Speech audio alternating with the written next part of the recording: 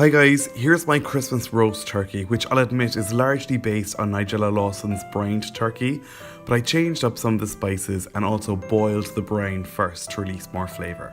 Make this brine on Christmas Eve, so start off with a large pot and over a high heat add 4 tablespoons of peppercorns and allow them to toast for just a few minutes until they become really aromatic.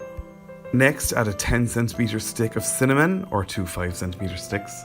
2 tablespoons of caraway seeds, 2 tablespoons of fennel seeds, 4 of these beautiful star anise, 1 teaspoon of cloves, and stir them all about for another 2 minutes to allow them to toast as well.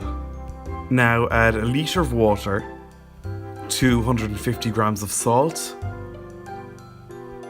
200 grams of brown sugar. You can use white sugar as well, but brown sugar is a little bit more treacly. Add 160 grams of maple syrup, 160 grams of runny honey. Now you might want to give that a bit of a stir just to help everything dissolve and mix up. Add 1 good sprig of rosemary, 3 fresh bay leaves, a small bunch of thyme, a really generous bunch of parsley, leaves and stalks and everything. About 50 grams of fresh ginger, but just slice it up to help it break down. 2 onions, very coarsely chopped, I didn't even bother peeling them. 2 oranges that I'm going to halve and juice into the pot, and then add the halves.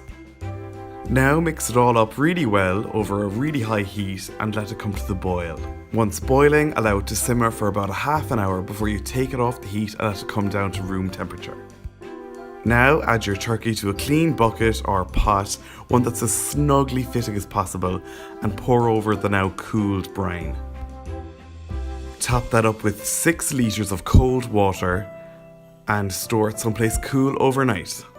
If your turkey isn't fully immersed in the water, you might want to flip it over so it's breast side down. Now on Christmas morning, line a pretty deep baking dish, about 2 inches deep, with thickly sliced onions for the turkey to sit on. Now heave the turkey out of its brine and place it on the tray. Now pat dry really well with a few paper towels. Now at the neck side of the turkey, take a tablespoon and separate the skin from the breasts. Do this for each side. Now take about 2 50-gram knobs of butter and stick one up between the skin and each breast. It doesn't matter if it's not totally symmetrical, this isn't an actual boob job. Now you're going to pin the loose skin around the neck to the flesh of the bird.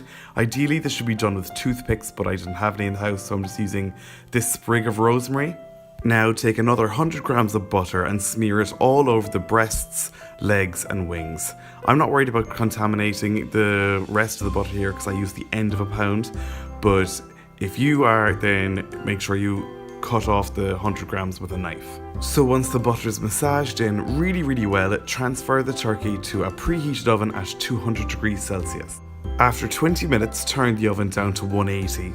And I like to baste the turkey maybe every 20 minutes or so. One of these turkey basters is so handy for doing this. If you only use it for your Christmas turkey each year, that's fine. They're so cheap, but they're really good for basting roast chickens as well. How long to roast your turkey is really up for a lot of debate. I don't listen to internet sources that tell you that it needs to be for however long per pound.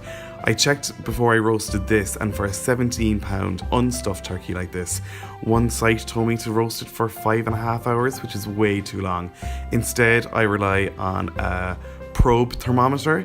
This will give you an accurate reading of the internal temperature of the bird as it's roasting, and as long as the thickest part of the thigh reads 165 degrees Fahrenheit or more, then it's safe enough to eat. This took me 2 hours 45 minutes as opposed to the 5.5 hours suggested. Now just take it out, tent it in foil and let it rest for an hour while you roast the rest of your dishes. This turkey did go a little bit too brown on me, so I should have covered it with tin foil about halfway through, but trust me, it was still so delicious and juicy on the inside. Thanks a million for watching, guys. I hope you liked this video. If you did, hit the like button below and subscribe to my YouTube channel. I hope you give this recipe a go yourself this Christmas. The brining really makes the turkey so flavoursome and juicy too.